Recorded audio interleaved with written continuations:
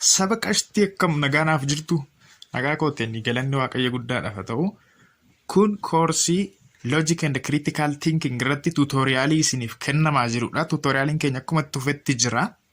Tuutoriyaalii keenya kanaan ammoo ka wajjin laallogaa akkuma wal abdachiifnee turre fallacy of relevance jechuudha. Toopikii kana sabtoopikii kana wajjin laalla. Egaa fallacy'n akkuma jenne seensa keessatti logical defect jechuudha fallacy'n yookaan logical error jechuudha fallacy'n. Fallacy'n gosa lamatti qoodamanne formal fi informal jechuudha. Formal fallacy'n fallacy'wwan akkuma 11 isaa ol kan of keessaa qaban yommuu ta'u, informal fallacy'n ammoo gruppii 5 gurguddaa jalatti qoodama jennee turre jechuudha. Gruppiiwwan 5 kana ka wajjin laallu ta'a jechuudha. Gruppiin jalqabaa fallacy'wwan relevance, fallacies of relevance kan jennudha jechuudha. Fallacies of relevance kan jennuuni fallacy 8dha baay'inaan isaan suni. Wanti tokko isaan taasisu yookaan common characterin isaanii ammoo isa kanadha jechuudha. Have logically irrelevant premises to conclusion but psychologically relevant. Jechuunis premisiin keenya conclusionidhaaf maalidha? Illogicalidha yookaan irrelevantidha. Logically yommuu laallu irrelevantidha. Jechuunis waan hin barbaachifne jechuudha. Irrelevant yommuu jennu waan wal faana hin deemne. Wanta hin barbaachifne jechuudha. Psychologically garuu yommuu laaltan relevantidha jechuudha. Sinitti fakkeessu jechuudha. Irrelevantidha psychologically relevantidha jechuudha. Kanaaf fallacy of relevance jechuudha har'a ka wajjin laallu. Fallacy of relevance egaa akkuma jenne gosoota fallacy warra amalli isaanii amala akkamii ta'edha jenne logically irrelevant but psychologically relevant ta'anidha jennee turre. Kanaaf isaan kun fallacy'wwan 8 jechuudha. Isaan kun tokko tokkoon ka wajjin laallu tamma dhumatti nafaana tura.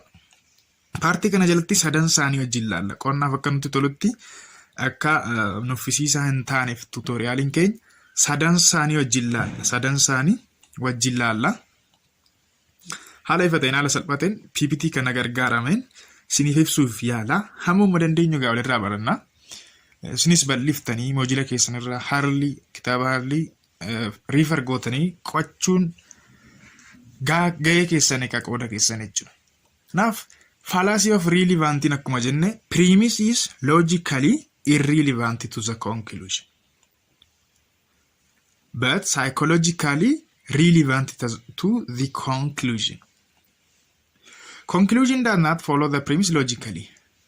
Ka irra deddeebi'u ta'a waan ta'eef akkuma jenne conclusioniin premisii hordofee kan inni dhufu karaa logical ta'e miniini jechuudha. Yookaan immoo karaa illogical ta'edhaan irrelevantidha jechuudha. Unlike in good argument, genuine argumentidhaan good argument yommuu jennu. Relevance, fallacy of relevance hin garuu emotional appealidha. Yookaan miira kakaasu miira nama emotionalidha jechuudha. Emotionalii fi logicaliin ammoo faallaa waliidha. Kanaaf fallacy of relevance kan isaan uumamaniif sababii emotioniitirraan jechuudha. Miira bakka malee sababii illogicalidha jechuudha. Fallacy'wwan gosa kana illogicalidha. Premisii fi conclusionii gidduu linkiin jiru linkiin barbaachifne irrelevant linkii ta'edha jechuudha. Kanaaf fallacy akkuma jenne fallacy 8 of jalaa qaba jechuudha.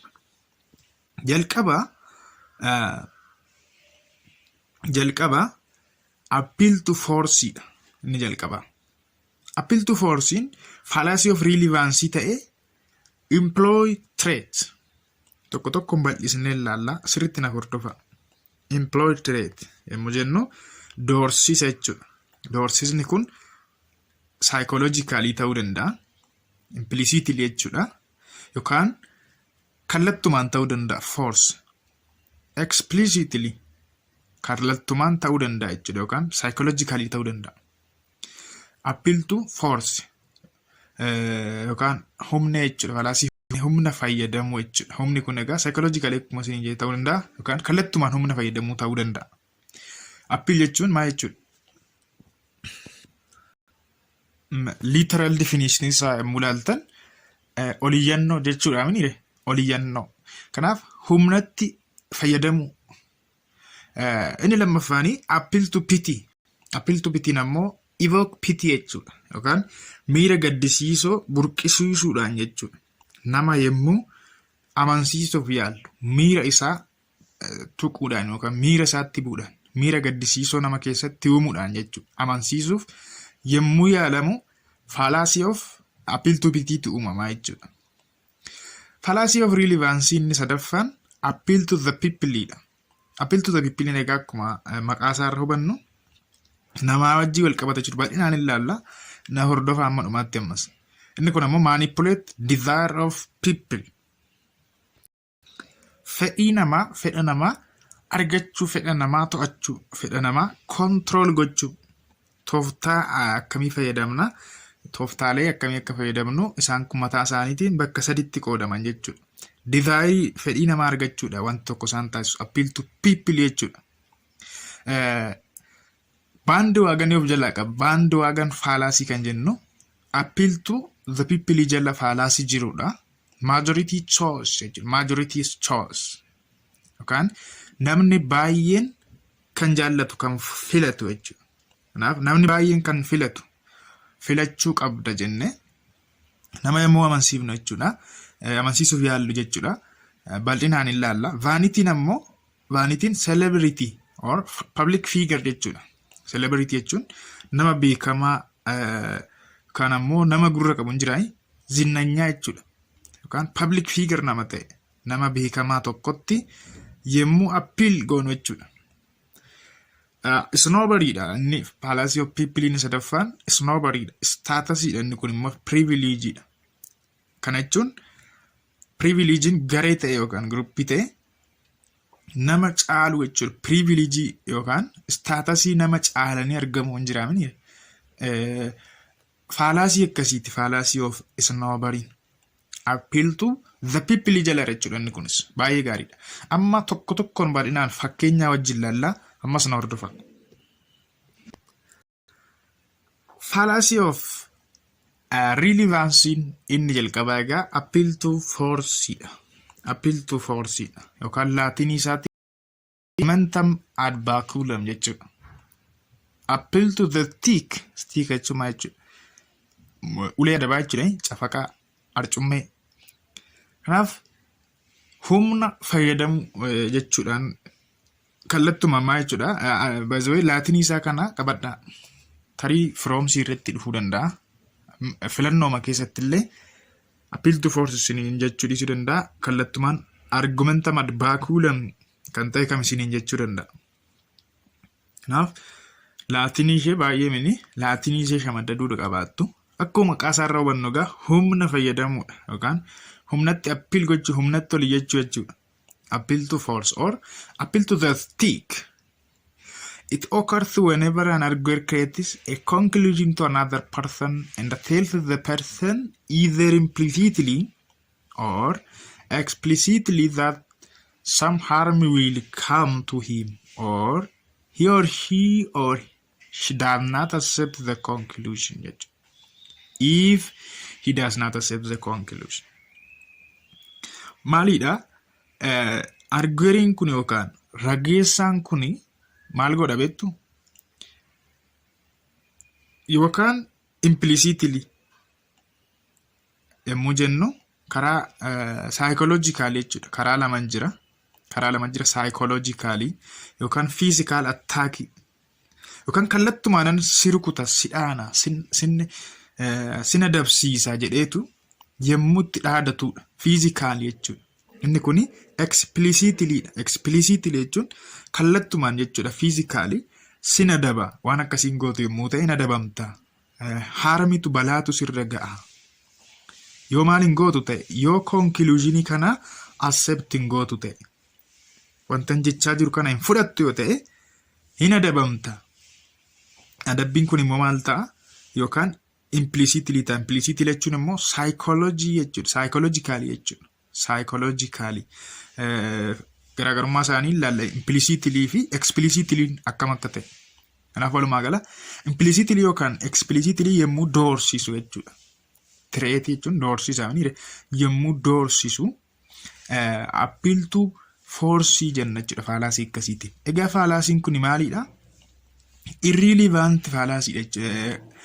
Relevance fallacy jechuudha. Kana jechuunis in other words an appeal to force fallacy occurs whenever one irrelevantly appeals to force or threat of force to one argument. Kan inni fayyadamee jiru karaa logical ta'een utuu hin taane kan inni si amansiisuu yaalu yookaan conclusion isaa akka fudhattuuf kan inni si dhiibaa jiru karaa logical ta'een utuu hin taane karaa doorsisaatiin jechuudha. Karaa doorsisaatiin. Irrelevantidha premiseen inni dhiyeessu conclusioniidhaaf. Obviously, such threat is logically irrelevant to the subject matter of the conclusion. Mee fakkeenya kana ilaala.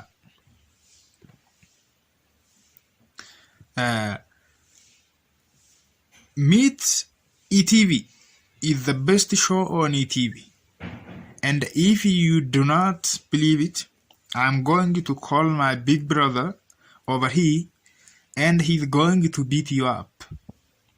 Meet TV kan jedhamu kun show yookaan agarsiisa ETV irratti dhiyaatudha. Agarsiifni yookaan shown kun bestidha, gaariidha.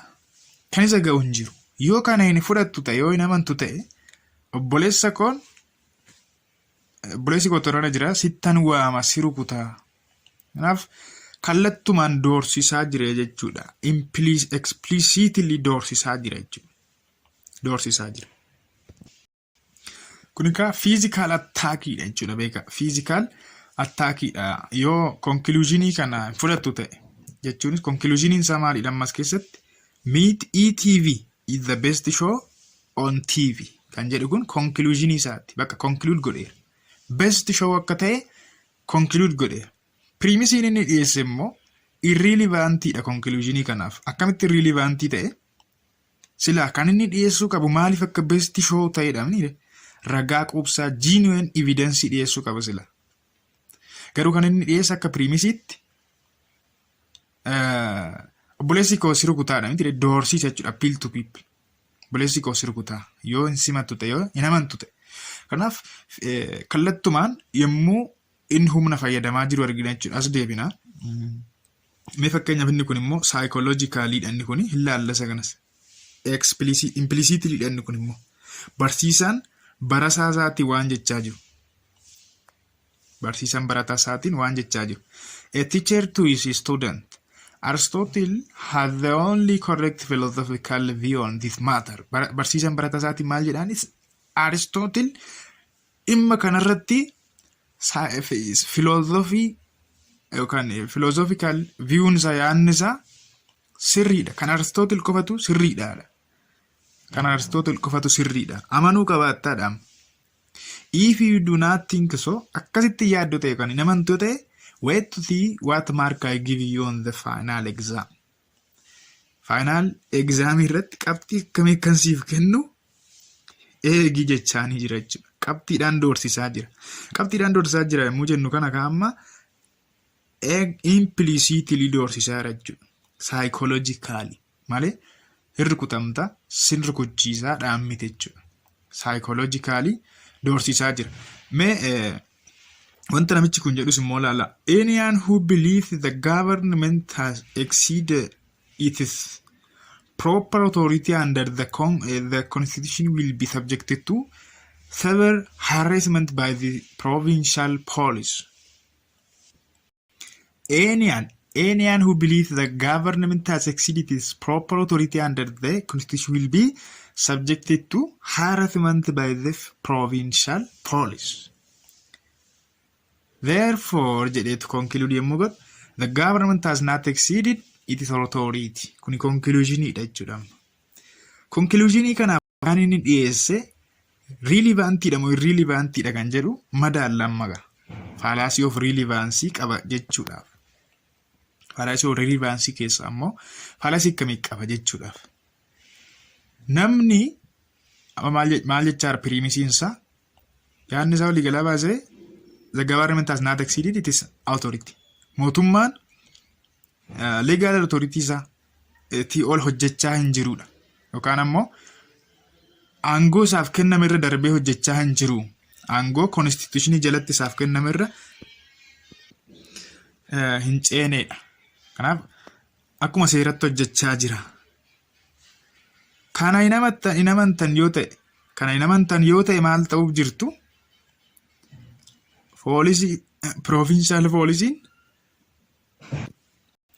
Provincial policy'dhaan dhiphachuuf jirtu, rakkachuuf jirtu, adabamuuf jirtu akka jechuudha. I don't know. Humna poolisii yoo ta'e tireetiin kun physical yommuu ta'e maal fayyadameeti? Explicitly ta'a yookaan poolisii yommuu jennu seera yookaan ruulii yommuu ta'e immoo ruulii sanaan adabamuuf jirtu jechaa jira yommuu ta'e immoo maal ta'a jechuudha? Physically ta'a jechuudha doorsiifni isaa kun. Afas keessatti akkuma argitan poolisii sanaan sinan adabaa jechaanii jira jechuudha. Poolisii gandaa sanaan ni adabamtu yoo akka kanatti namantan ta'e jechaanii jira. Baay'ee gaarii.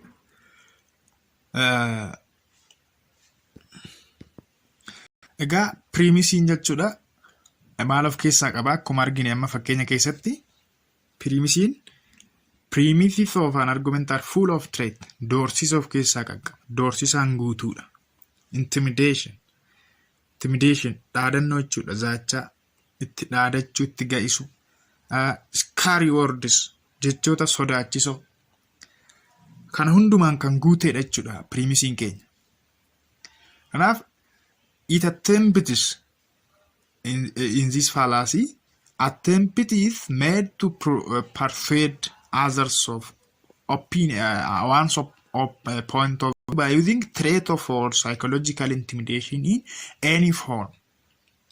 Nama amansiisuudhaaf yaalluudha jechuudha. Karaa maalittiin nama amansiisuuf yaalla?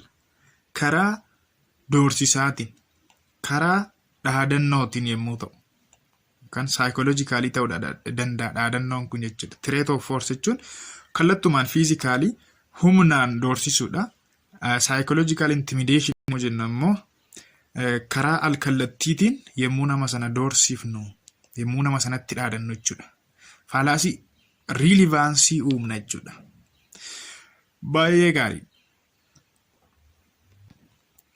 Kanaaf fallacy'wwan sadan kana keessatti fakkeenyota kana gaafa laallu fallacy'wwan isa kana akkasumas isa kana keessatti jechuudha.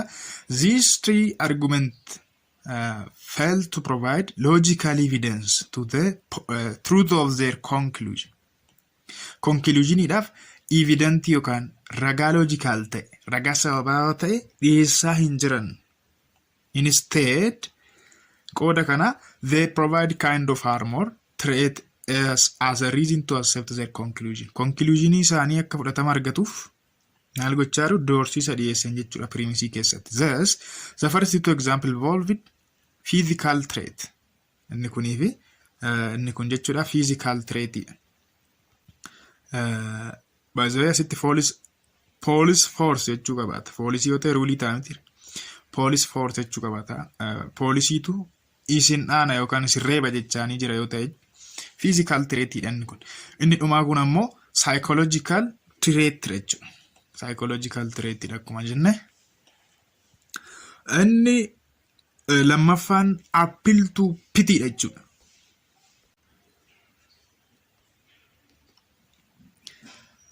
Egaa appeal to pity fallacy of relevance keessaa isa tokkodha. Maqaan laatinii isaa argumentum ad misericordiam jennaani. Laatinii isaati kun jechuudha. Appeal to pity jechuunis miira gaddisiisuu uumuudhaan nama keessatti nama amansiisuuf yaalu, gaddisiifachuu yookaan miira marartee uumuudhaan jechuudha. Miira marartee dammaqsuudhaan. It occurs when an arguer attempts to support conclusion by simply evoking pity from the reader or listener in an effort to get him or her to accept the conclusion. Dhaggeeffataa isaa yookaan dubbisaa isaa akkuma jenne kan dhaggeeffataa gaafa jennu haasaan dhiyeessaa jira yoo ta'e akkasuma barreeffamaan immoo dhiyeessaa jira immoo ta'e immoo nama barreeffama isaa dubbisu sana karaa inni itti amansiisuuf yaalaa jiru karaa akkamiiti simply evoking pity miira gaddisiisu miira mararte dammaqsuudhaan jechuudha nama keessa. The pity does not have any logical connection or relevance to the conclusion. Pitiin kun yookaan miirri gaddisiisuun kun conclusionii wajjin logical connectionii wayitu hidhata wayitu hin qaban. Sababii akkana jedhameef qaba beekaa. Pitiin yeroo tokko tokko yerootti reasonable ta'utu jira. Yerootti reasonable ta'utu jira. Yemmootti fudhatama qabu. Fallacy free yemmuu ta'u jira jechuudha pitiin. Akkanumatti ilaaltanii fallacy of pitii qaba hin jedhinaa laalaa sirriitti jechuudha. Connectioniin conclusionii fi premisii gidduu jiru maaliidha jedha laala. Relevanceedha moo irrelevantiidha dhaatii laaluu qabdan jechuudha sirriitti. But it is psychologically relevantidha. Akkuma jenne egaa kuni waan tokko isaan taasisuudha warra relevance fallacy. Logically irrelevantidha, psychologically garuu relevantidha. For the conclusion that the arguer can usually succeed in getting pitying heard from his audience. Jechuunis pitying heard. Laphee namaa tuqu jechuudha. Injirami laphee namaa laaffisu garaa namaa laaffisu jechuudha. Kanaaf yoo cimeema yoo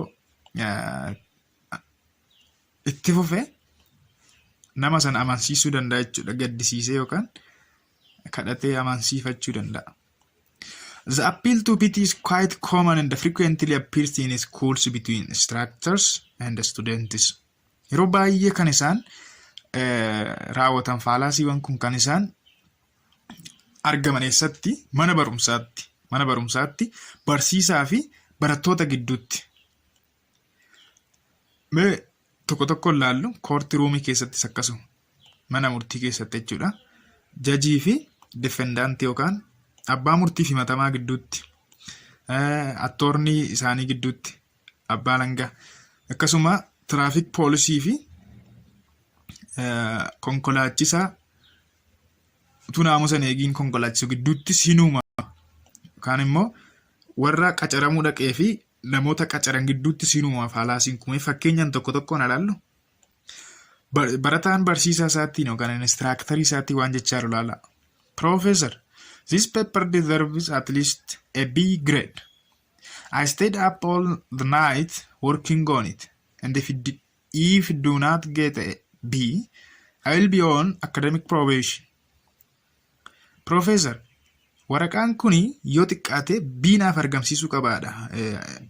Assignmentii yoo itti fakkaate yookaan ammoo presentationii wayii hojjetee dhaqaitu waraqaan kun yoo xiqqaate B naaf argamsiisuu qaba.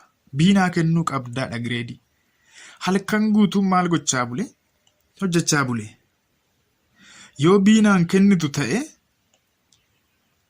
bakka warningi natti kennamuuf jira, ari'atamuufan jira jedheetu barsiisaa isaa amansiisuuf yaalaa jira jechuudha. Amma conclusionii isaa yommuu ilaaltani B argamsiisuu qabaadha mitire. This paper deserves at least B grade kan jedhu kun conclusionii isaati. Primisiin dhiyeesse ilaala. Primisiin isaa conclusionii kanaaf relevantidha yookaan wanta faana deemuudha, wanta barbaachisuudha yommuu jettan miti. Sababni isaas halkan guutuu irratti hojjechaa bulee achi asii funaanee fidee bakka fedhee fidee kunni sababa ta'uu hin danda'u jechuudha. Kan ittiin madaalamu qulqullina waraqaa isaati. Qulqullina hojii isaatiin madaalama malee halkan guutuu hojjetee fi daqiiqaa 2 keessatti sa'aatii takka hojjeteef mini jechuudha. Primisiin kun hundi isaanii I stayed up all the night working on it kan jedhu kuni fi academic probationii yookaan ammoo warningi natti kennamuu jira, ari'amuufan jira kan jedhe kun hundi isaa pitiidha jechuudha. Yeroo tokko maaliif fakkeenya maaliif barfattee dhufte yommuu isin jedhu barsiisa karaa irratti utuu hiriyaa koo wajjin haasa'uudha utuu jettaniini barsiisaa nagash please riyaa koo wajjinitu naasudha. Maal jettan piriimisiitu dhiyeessan irrilivaantiidha piriimisiin keessan ragaa ta'uu hin danda'u sababa ta'uu hin danda'u jechuudha. Sababni keessan jiiniyuun ta'uu qabaata.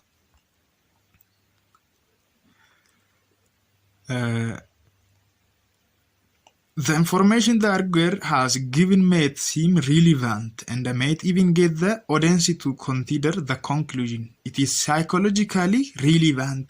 Barsiisan sun amma gadduu fi danda'a kaa. Psychologically relevant dha gaafa jennu barsiisan sun bakka mucaan kun halkan guutuu irratti dhama'aa bulee. Mana barumsaa kanarraa kolleejjii kanarraa ari'amuurraa B yookaan A fa'aa utuun kenneef yoo jedhee amanuu danda'a jechuudha. Kanaaf amanuu fi amanuu dhabuu isaatiif garuu murteessaan eenyu namicha piti uumaa jiru sanadha. Baraticha jechuudha. Sirriitti piti uumuu qabaata jabaate amansiifachuu qabaata jechuudha. Kanaaf the conclusion of this argument is this paper deserved at least be kan jennedha. And as a student tries to support the conclusion using pitable ideas. Kan yaadota pitable ta'an yaadota miira namaa gaddisiisan burqisiisuudhaan isaan kunis I stayed up all the night halkan guutuu jechaan bulee I will be in academic probation mana barumsaarraa ari'amuuf hin jira kolleejjii kanarraa warningi naaf laachamuuf jira kun hundi isaa maalidha pitable idea dha jechuudha. But evidence are not logically relevant to the conclusion. Ammas immoo koortii keessatti immoo akkuma jenne egaa tokko mana barumsaatti manneetii barumsaa keessatti kan uumamu fallacy of pitiin lama koortii keessatti yookaan mana murtii keessatti jechuudha. Mana murtii keessatti immoo mee namicha garaamii kana namicha nama dinqu kana waan inni jedhe pitii dhiyeessu laala.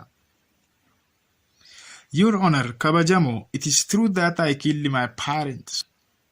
I fully admit that I murdered them in a cold blood, but I should get a light sentence. After all, I am an orphan. Kovalle ammasin yeroo dura maa'ichaanii rabetu maatii koo ajjeesuun sirriidha. Ajjeeseera. Garuu kan hin ajjeese bakka dhiigni na danfee takka jechuuti. Yookaan aareen ajjeese. Aareedha kanan akkas godhe. Kanaaf hidhaan yookaan adabbiin naaf salphachuu qabaa jedheetu sababiin isaa jennaan amaan orfaan maatii hin qabu.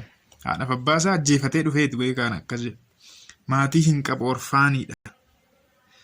Naaf salphachuu qaba hidhaanii. Akka conclusionitti kan inni dhiyeesse I should get light sentence conclusionidha kun bakka. Hidhaan naaf salphachuu qabaata. Maaliif jennaan ani haadhaaf abbaa hin qabu.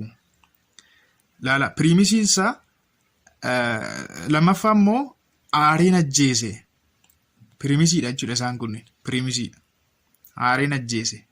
Fi maatii hin qabu orfaaniidha kan jedhe kun piriimisiiwwan. Piriimisiin kuni loojikaalii irriilivaantiidha. Saayikoolojikaalii garuu riilivaantiidha. Yoo laaltan jechuudha. Akka fedhetti ajjeesu amma abbaa murtii maaltu dhibe? Aaree ajjeesu. Kuni dhimma by the way seera keessatti namni nama ajjeese jechuun interesti publikitti bu'eera. Kanaaf dirqama adabamuudha qabaata. Aaree ajjeesu maal jedhe tasa ajjeesu maal akkamitti ajjeesu adabamuu qabaata jechuudha. Kanaaf dirqama kuni yookaan adabni isaa akka salphatu sababa ta'uu hin danda'u jechuudha. Sababa ta'uu hin danda'u. Baay'ee gaariidha. Fallacy inni sadaffaan appeal to peopleidha. Argumentum ad populum. Laatinii isaati. Appeal to peoplein akkuma maqaa isaarraa argitan namatti gara namaatti appeal gochuudha. Inni kun approachii lama qaba. Direct approachii fi indirect approachii lama qaba. It occurs when the arguer attempts to persuade the reader or listener about a certain issue on the ground that most people approve it or disapprove the issue being in question. Issue wayiiti jira dhimma wayiiti jira jechuudha. Dhimma gaaffii keessa jiru kan deebii barbaadu tokko jira. dhimma sanarratti namoota amansiisuudhaaf riidarii istaayilistiinarii dhaggeeffataa yookaan dubbisaa sana amansiisuudhaaf kan inni piriimisii keessatti fayyadamu namni appiil tu piippilii uumu jechuudha. Faalaasii akkasii namni uumu kuni piriimisii keessatti kan inni fayyadamu wantoota akkamiiti gaafa jettan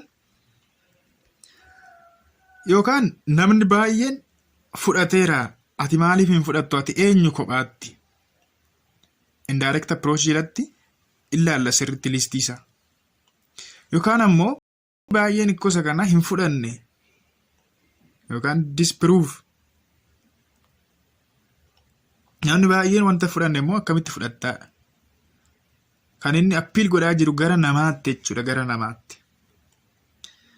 It consists arguments with language that is calculated to excite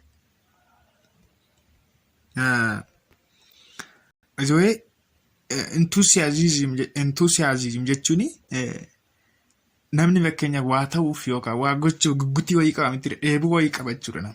Kanaaf dheebuu namichaa sana guutuuf akka waan dheebuu namichaa sana guutuu itti fakkeessuudhaan jechuudha. Itti fakkeessuudhaan dammaqsuu dheebuu isaa keessaa dammaqsuu. Yeroo baay'ee faalaasiin kun egaa akkuma jenne bakka lamatti qoodama jenneerra. Appeal to piippilii gaafa jennu direct approach jedhanidha. Direct approaching when an arguer addressing large group of people excited the emotions and enthusiasm of the crowd to win the acceptance for his or her conclusion jechuudha. Namoota baay'ee bakka tokkotti argate kallattumaan yeroo namoota sanatti dubbatu jechuudha. Kallattumaan yeroo namoota sana argatudha inni kun. Fakkeenyaaf yeroo baay'ee faalaasii kana kan uuman warra akkamiiti propagandist. Warra propaganda ofan propagandists. Propaganda warra hojjetan. Demagogues jechuun injiraanii namoota arraba mi'aan namoota arraba sanitti mi'aanii waa san irratti hojjetan jechuudha. Yookaan sin amansiisuuf yaalan. Preachers lallabdoota amantaa. Advertisements workers and so forth. Warra beeksisa hojjetan. Isaan kun yeroo baay'ee namoota kallattumaan argatanii jechuudha. Namoota sanatti yemmuu sagalee isaanii ol fuudhanii dubbatan fa'a. Tarii social mediaadhaan ta'uu danda'a. Yookaan ammoo karaatti ba'uudhaan ta'uu danda'a. Filannoo fa'aa yemmuu gaggeessa fa'aa hin beektu karaatti ba'anii yemmuu sagalee guddiftuudhaan lallaban warra barsiisan ta'uu danda'a. Uummata baay'ee walitti qabamee jirutti yemmuu lallaban jechuudha. Barsiisota amantaa. Isaan kun egaa kallattumaan large group of people namoota baay'ee argachuudhaan emotionii isaanii yookaan dheebuu isaanii dammaqsu keessatti jechuudha. Crowd yemmuu jennu namoota baay'ee.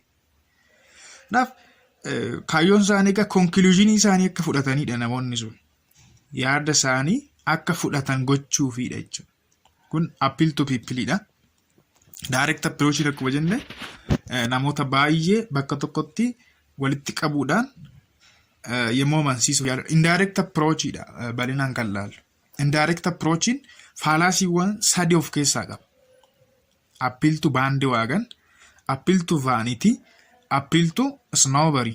Fallacywan sadeen kana tajaajila jechuudha. Indirect approach is appeal to some or more individuals separately, focusing upon some aspect of their relationship to the crowd. Direct approachin namoota sana kallattumaan yeroo argannudha. Namoota baay'ee kallattiidhaan yeroo yemmuu address goonudha. Indirect approachin garuu selected individuals'idha.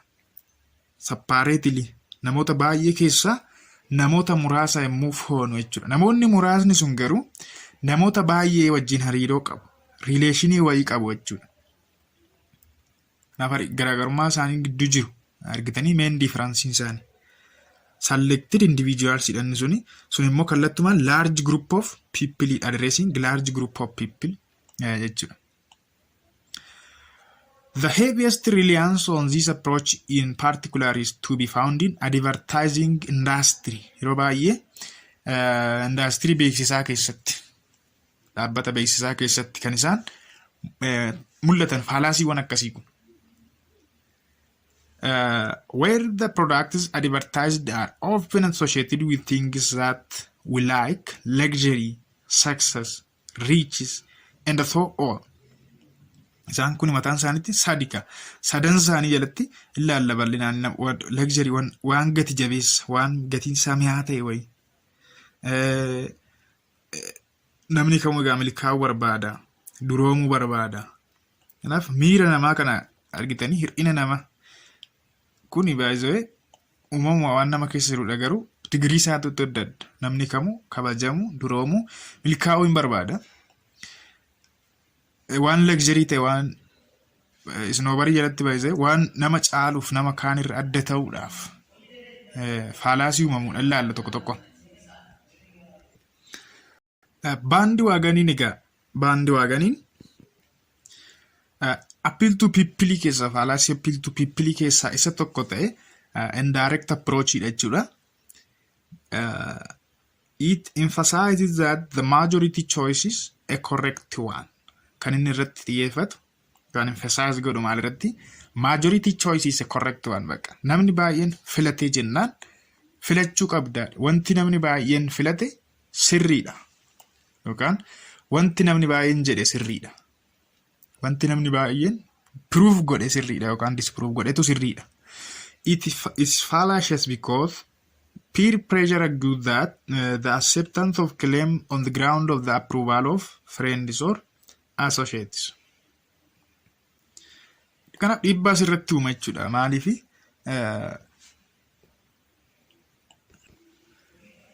kileemiin sun fudhatamummaa kileemii sanaatiif giraawundii yookaan bu'uura kan ta'u waanuma namni jedheef namni baay'een jedheef jechuudha. Fakkeenyaaf Waraabee Yuunivarsiitiin barattoonni Waraabee Yuunivarsiitii caatiin homaa rakkina wayiitu akka hin qabne parsantii 70 jechuudha. Bira ga'aniiru. Chewing chat cannot be all wrong. Kuni conclusionidha. Premises alaala. Premises 70 of Waraabee University students see nothing wrong with it. Barattoonni Waraabee University parsantii 70 dogongora wayitu yookaan waan gadhee wayitu irratti hin argine maal irratti? Jimaa irratti. Kanaaf jimaa qaamuuni rakkina wayiitu hin qabu jechaa jechuudha. Conclude gochaa. Premisiin inni dhiyeesse waanuma barattoonni baay'een rakkina irratti hin argineefidha. Malee riilivaantii miti jechuudha. Maal barattoonni yuunivarsiitii biraatu rakkina irratti arganii hoo? Baay'ee barattoonni Waraabee Yuunivarsiitiin qaamu ta'eefi qorataniitu rakkina irraa dhaban ta'e isaan beeku. Fakkeenya kana keessatti jechuudha. Hin qaamtu warra achi.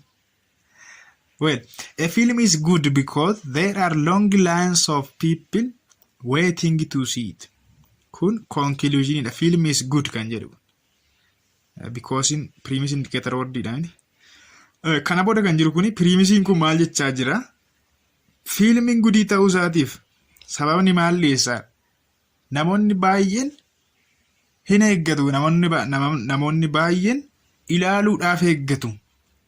Sababuma namoonni baay'een ilaalaniif fiilmiin gudii ta'uu yookaan ta'uu dhiisuu danda'a. Hin beekamu. Namni baay'ee waan godhe wanti tokko sirriidha jechuu hin dandeenyu miti. Yeroo baay'ee biltuu baandii waaqanii biyya keenya keessatti yookaan Afrikaa keessatti rakkinadha. Faalaasiin akkanaa kun uumamu. Namni baay'een kan deeggaru maaf hin deeggartu? Namni baay'een kan hordofu maaf hin hordoftu?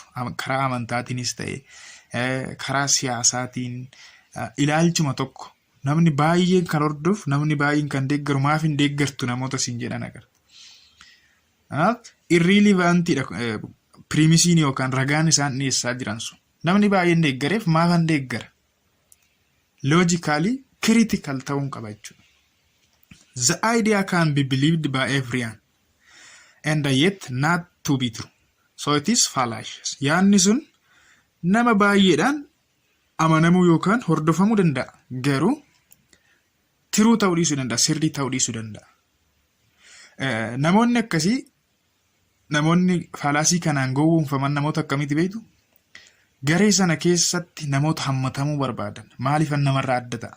Loyalty to the group jechuun garee sanaaf amanamuu. Bakka mangaa sana duukaa bu'u jechuudha. Mob mentality beektu inni sun baay'ee direct approach. Direct approach to arouse kind of mental mob mentality. Mob mentality jechuun yookaan sheep mentality jechuun bakka gara barbaaddetti oofuu jechuudha. Namoota baay'ee gara barbaaddetti gara yaada keetti fiduu jechuudha. Objectiviin isaanii isa kanadha. Mob mentality mangaa sochoosu, namoota baay'ee sochoosu.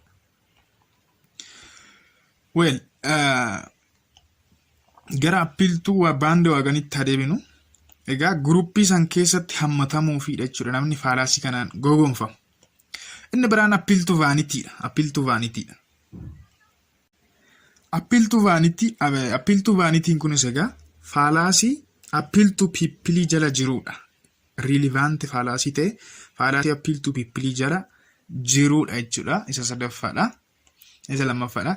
It associated the product with certain celebrities akkuma jenne sila. Public figure yookaan celebrity jechuun nama beekamtii qabu, nama gurra qabu yookaan nama zinnanyaa tokko jechuudha. Fakkeenyaaf artistoota ta'uu danda'a. Atileetota, taphattoota kubbaa miilaa, hoggantoota kabajamaa warra ta'an. Warra kabaja qaban. Isaan wajjin associate gochuudha jechuudha. Productii tokko isaanii wajjin associate gochuu. Fakkeenyaaf kophee namni beekamaan tokko uffatee fi kophee sana nama sana maaltu walitti fidu. Productii sana celebrity sana yookaan public figure sanaan yommuu walitti fidnu appeal vanity uumama. Informs the audience that if you buy and use the item, you also be admired.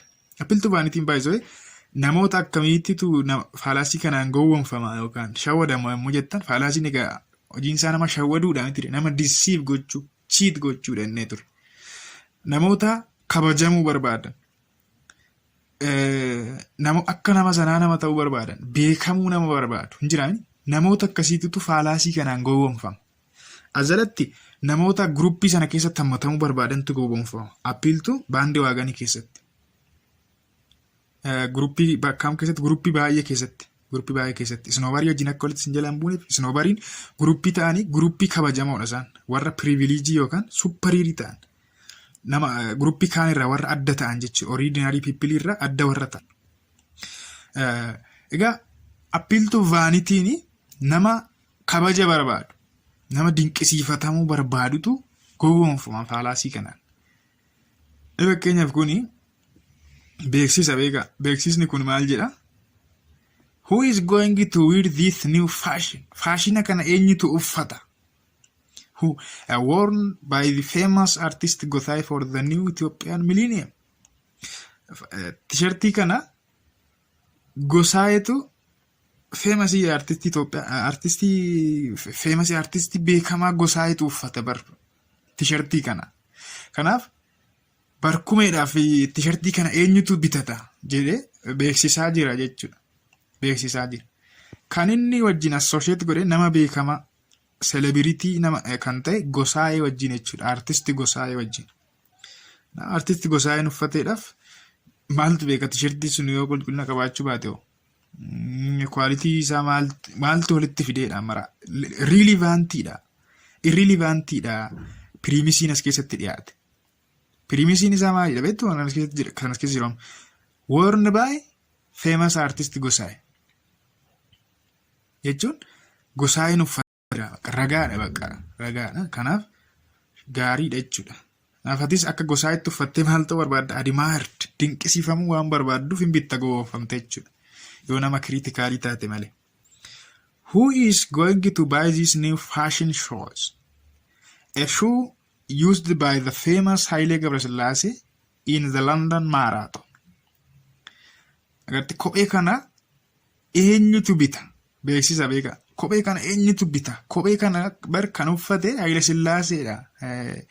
Haile Gebresillaasee. Sorry. Haile Gebresillaasee London Marathon irratti uffate kophee kana. Kophee kana eenyutu bita?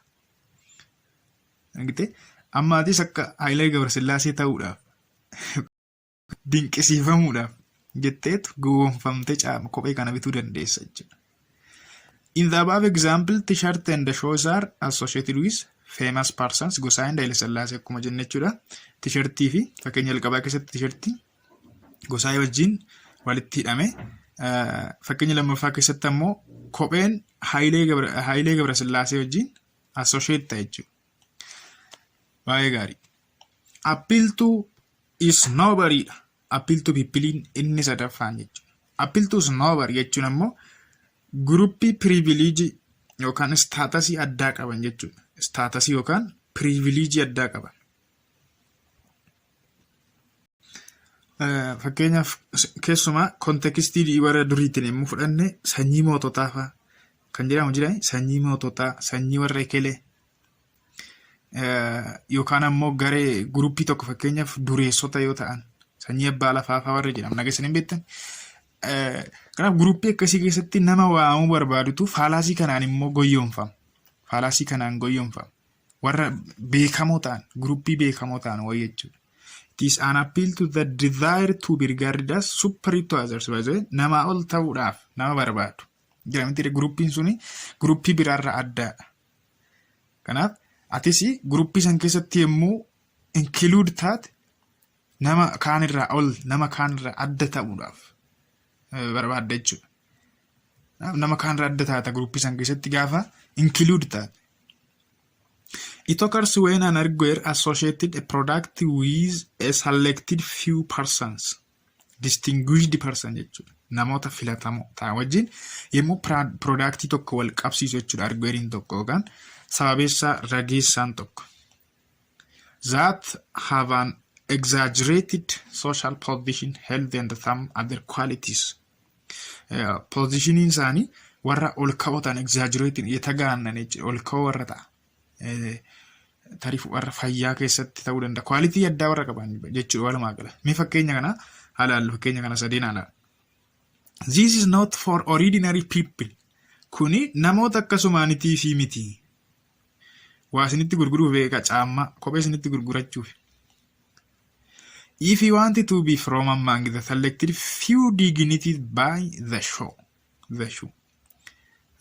Namoota kabajamoo kana keessa tokko ta'uu yoo barbaadde kophee kana biti siin jechaa. Kophee kana biti. Kabajamuu waan barbaaddu gowwoomfamtee bituu dandeessa. Appeal to nobody dha faalaasiin akkana. Appeal to is nobody.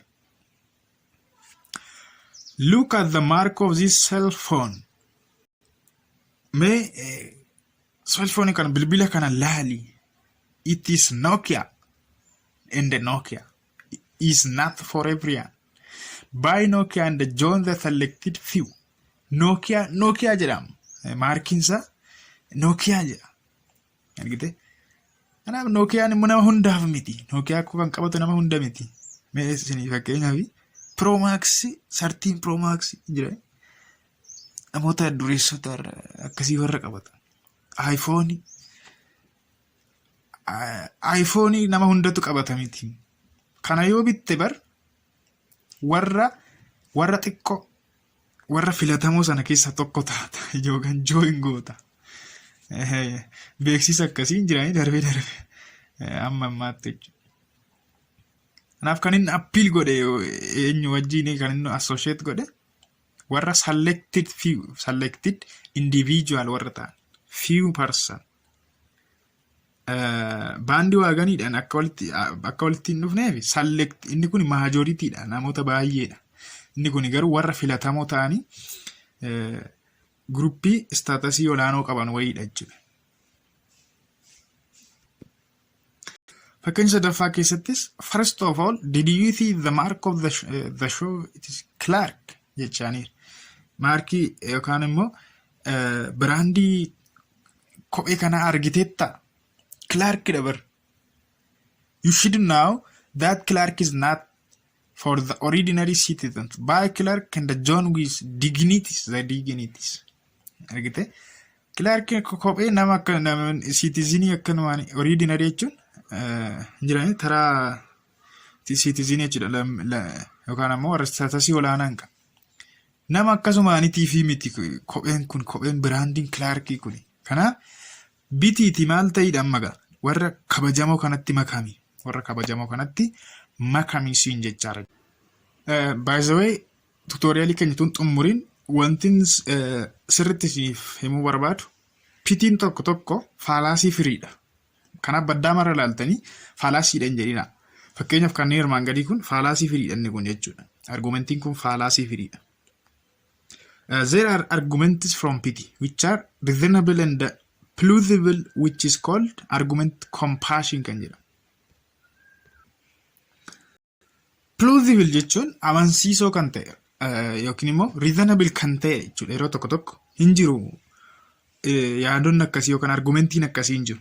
Isaan kun argument compassion namootaaf garaa laafu waliif gaddu rirraayee akka jennu garaa waliif laafu jechuudha. Egaa namni uumamummaan namni balaa keessatti kufuu danda'a, rakkinni isarra ga'uu danda'a. Yeroo sana wal gargaaruun ammoo duudhaa society baay'eeti jechuudha. Most society values helping people in time of danger and showing compassion in the sympathy is a natural response in some situations. Society baay'een hawaasa keenya dabalatee jechuudha. Yeroo rakkoo, yeroo balaa wal gargaaruun vaaluu yookaan duudhaa keenya. Kanaaf yoo nu miidhu ta'e nama sana gargaaruun keenya yoo nu miidhu ta'e jechuun koo maal jechuu barbaadin beektu? Fakkeenyaaf nama rakkataa tokkotu gargaartanii reasonable yoo ta'e maal rakkoo qaba? Gaafa sana pitiin ta'u jechuudha. Yoo nu kadhate namni rakkataan tokko, namni balaa keessatti kufe tokko. Kanaaf garaa waliif laafu sympathy, compassion. Inni kun natural response dha situationii tokko tokko keessatti jechuudha. Fakkeenyaaf 20 children survive earthquakes that kill most people in the village. Namoonni ijoolleen 20 socho'a lafaa naannoo tokkotti ture keessaa hafaniiru. Inni oolan jechuudha. Maatii isaanii garuu dhabaniiru. These children lost their parents jechuunis maatii isaanii socho'i lafaa sun nyaateera jechuudha. Maatiin isaanii irraa dhumaniiru. They are out of school.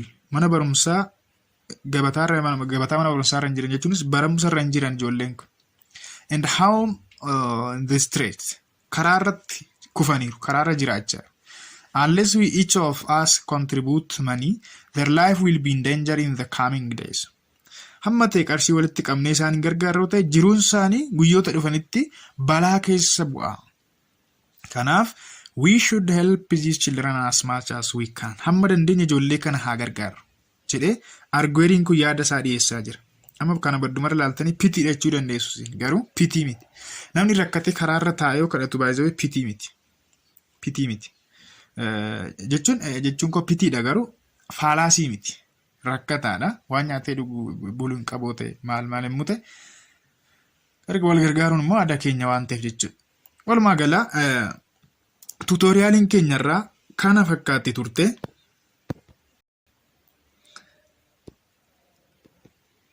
Paartii taananitti immoo argument against a person kan jedhu irraa kanatti wajjin itti fufnu ta'a. Hammasittuu nagaannaa tura baay'een sin jaalladha. Asuma wanti dhumarra siniif dhaamu miidiyaa Dirree Barnootaa warri subscribe goone subscribe godhaa maatii ta'a. Notification immoo on irra godhadhaa. Akkuma gadhiifameen akkasin dhaqqabu jechuudha. Seenaatii check godhaa. Faalaasii irratti tuutoriyaaliin hojjetamaara jechuudha. Sin bira gaha. Ulfaadhaa galatooma. Ergaa kana immoo jechuun koos tuutoriyaalii kana share godhaa guruppiiwwan keessatti telegiraama irratti karaa sooshaal miidiyaa share waliif godhaa nama isa ilaallatuun share godhaa jechuudha wal jajjabeessiina. Isinis yaadaan karaa kanaan faana jajjabeessaanis immoo amma hin danda'in humna koo hin qusadhu tuutoriyaalii isiniif hojjechuuf sin gargaaruuf qophiidha jechuudha yeroo koo aarsaa godhe. Mee yaada fa'aa barreessaa kommentii jalatti. Yaada fa'aa barreessaa, like godhaa, galatooma ulfaadhaa, bye bye.